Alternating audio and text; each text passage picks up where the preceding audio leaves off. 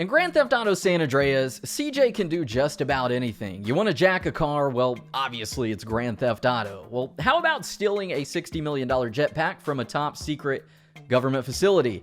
Psh, that's nothing for CJ. But you know what is? Climbing ladders. The one thing that you just seemingly cannot do in San Andreas, because there are no climbable ladders. I happen to know a lot about Grand Theft Auto, more than a grown man probably should, so I want to share some of these facts with y'all, but the thought of these facts got me thinking about some changes and features that I would like to see added in to the GTA Trilogy, the Definitive Edition Remaster. With it being just 11 days away, I hope we see some of these things. And if y'all enjoyed this video, or I'm able to take you on a trip down memory lane through nostalgia. If that's the case, well, please give the video a thumbs up for the algorithm. I'll wait. Thank y'all so much, and let me know down below in the comments, what changes or features would you like to see added in to the GTA Trilogy Remasters?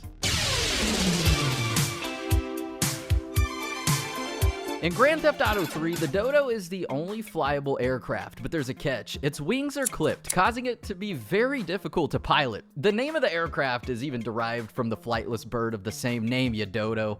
Really, how could you not know that? Pathetic. Jokes aside, after some practice, you can use the Dodo to fly to reach the ghost town, which is the only way to get there without the use of mods. Now, do you know what similarities GTA 3 and GTA 4's Liberty City have in common? You pretty much can't fly planes in either game. So what's the deal with that? I know what most of you may be thinking. But contrary to popular belief, the lack of flyable aircraft in both games has actually nothing to do with September 11th, 2001, and Liberty City being inspired by New York City. In 2012, Rockstar Games took to their website to answer popular questions among fans back when they did cool things like interacting with their fans, and a notorious rumor for years was that the Dodo's wings were clipped because of September 2001. But Rockstar shut that down by stating, because we were making a driving and shooting game, even that as a combination of core gameplay elements was very, very radical at the time. The Dodo was never meant to be flown very much at all, and it certainly wasn't grounded as a result of September 2001. Can't say that word or YouTube will shut your video down. It was just a fun thing that people then went crazy with when they figured out various bugs that let them fly it.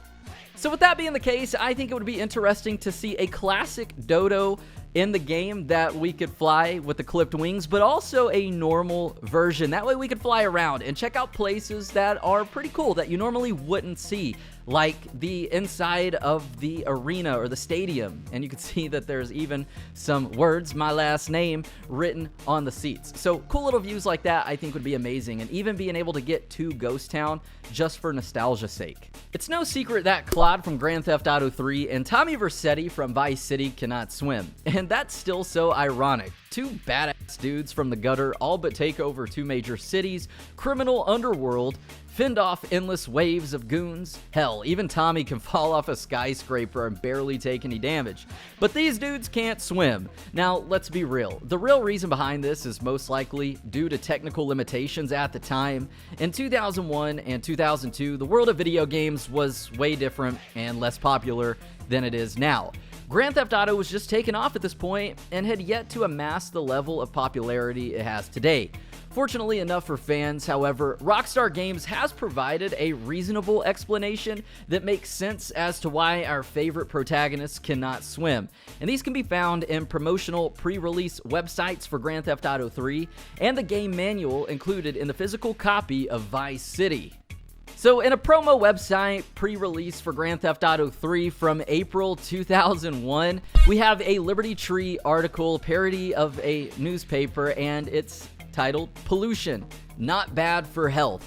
A government body said the recent oil spill in Liberty City Harbor would cause no lasting damage to Liberty City inhabitants, as long as they don't swim or drink tap water.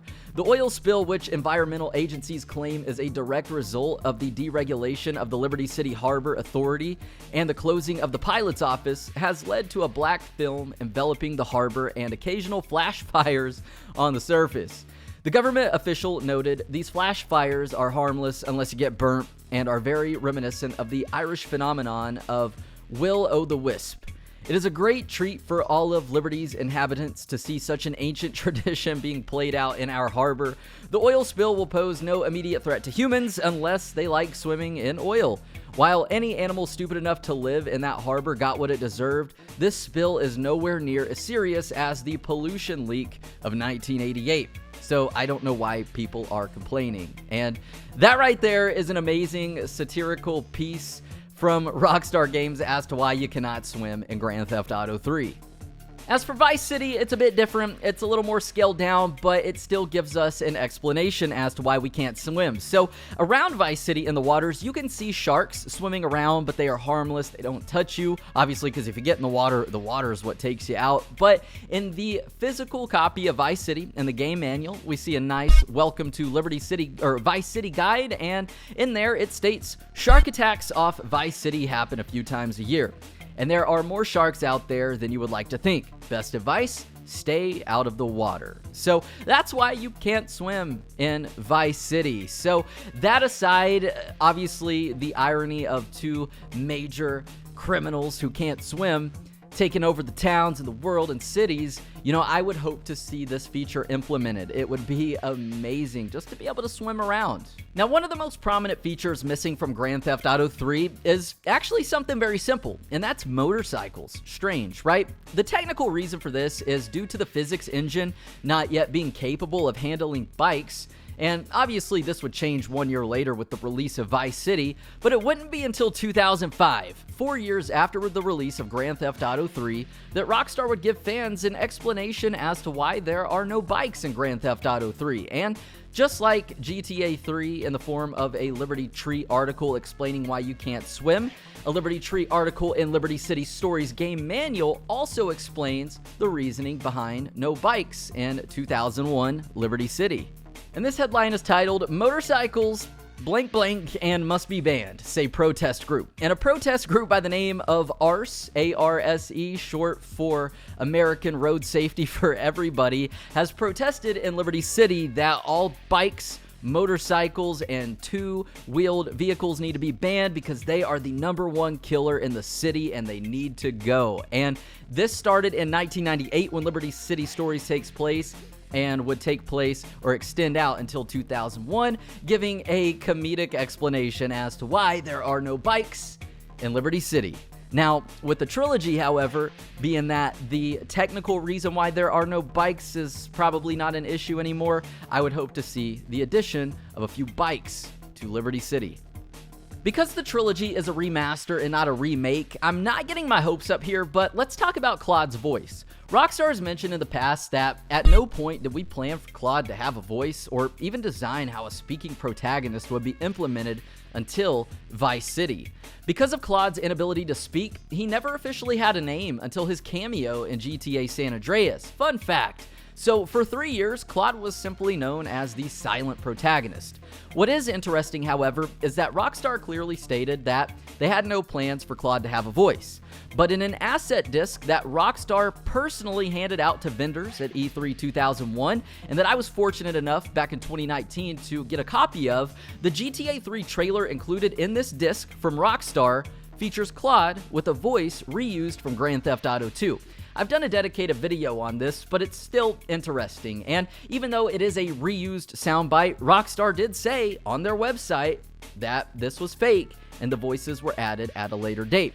However, the voices on this trailer, again, were on the official disc from Rockstar. So while this is a reach here and Claude probably won't have a voice, it would be cool to see some small lines of dialogue added, or like at the end of the game have him say like a small phrase and that's it. That would be insane and game breaking right there. Again, because we're dealing with a remaster here, I'm not getting my hopes up, but many of y'all actually reached out to me personally regarding this idea, and firstly, I want to thank every one of you, but also, it was too great not to mention. It's a great idea. In the trilogy, there are a plethora of beta weapons, vehicles, missions, and so much more that were omitted from the final versions of the game. And while we're most definitely not getting any coffee this go around in San Andreas, it would be nice to see the addition of beta weapons, like the spiked bat, or even the skateboard, which could be used as a weapon, but again, these were beta weapons and vehicles and features not in the final version of the game.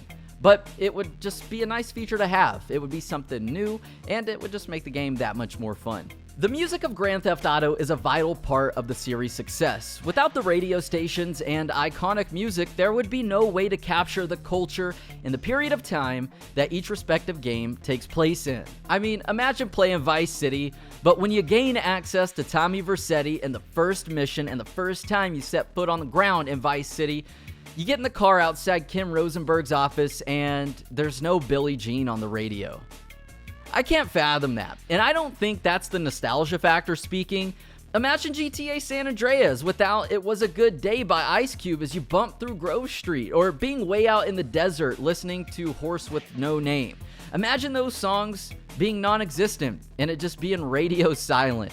It just wouldn't be Grand Theft Auto without these legendary tracks. Okay, one more, and this is the nostalgia speaking out, but cruising through a rainy ocean drive with Come On Feel the Noise by Quiet Riot playing as you're in a vibrantly colored Infernus. I mention all this because the licensing for a lot of these tracks expired years ago now, and while I'm not too familiar with the legality of music licensing, I do know that it's very difficult and it's a very expensive process to renew the rights for music. Obviously, Rockstar and Take-Two have the funds, but again, will we see these tracks? I hope so. I hope to see some new ones as well. Rockstar likes to slip in minor but major details into their games, and a lot of times you have to be familiar with the whole GTA series plot to understand. So in the intro to Vice City in 1986, we see a man exit the helicopter and proceed to make a deal with Tommy, and he gets gunned down. That man, believe it or not, is none other than Victor Vance. Vic Vance reporting for duty, sir. It's the protagonist of Vice City Stories, which takes place 2 years before Vice City in 1984.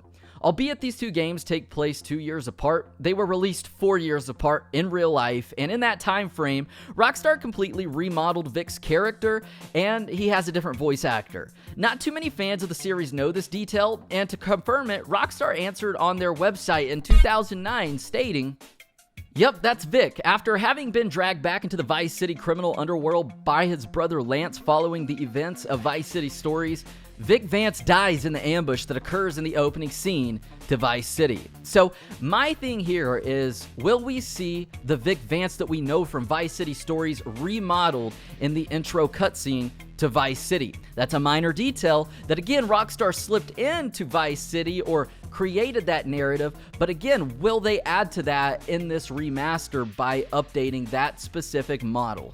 I'm not afraid to say that newer games have spoiled me to features that back in the day we didn't even think about. That's why I was so happy when Rockstar confirmed that in the Trilogy Remaster, mini-maps and navigation waypoints have been added. I remember being so excited when Rockstar introduced this feature in Grand Theft Auto 4. It was a lifesaver for a lot of different missions and just navigating around the map. So one feature that the Trilogy lacked was the ability to flip your car back over.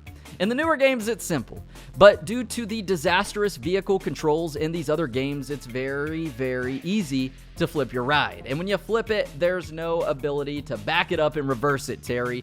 Instead, your vehicle promptly catches fire and then it explodes. And this can be rather frustrating on those timed missions or even the annoying missions where you have to tail a car, but you can't get too close or you gotta start all the way over.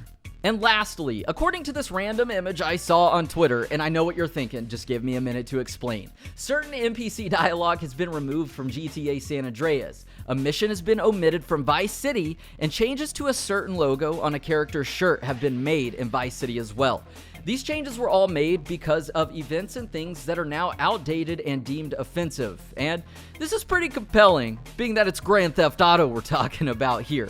But that aside, I can't confirm any of these claims except for one, and that is Phil Cassidy's shirt being redesigned. If you don't know who Phil Cassidy is, he's been in multiple Grand Theft Auto games, and I even have a dedicated video about this character and his backstory. He's the guy who got his right arm blown off in Vice City, but in every other game, it's his left arm that was blown off, or vice versa. And in Vice City, he represents a gruff, manly, alcoholic maniac who claims to be a war vet. But in reality, he's a poser. On his shirt, he wears a specific flag that in recent times has become a symbol of controversy. And I first saw this from Red Bandit here on YouTube. Glad to see you back, Bandit. And it was interesting to see this minor change. that again aligned with this random image that I saw on Twitter. And based on these claims from that original tweet about these changes, it makes me curious to see if the NPC dialogue and removed mission from Vice City are going to be true as well. And also other kind of changes we're going to see that we may pick up on, that we may not, because they are so minor. But again, some of these minor changes are kind of major in ways.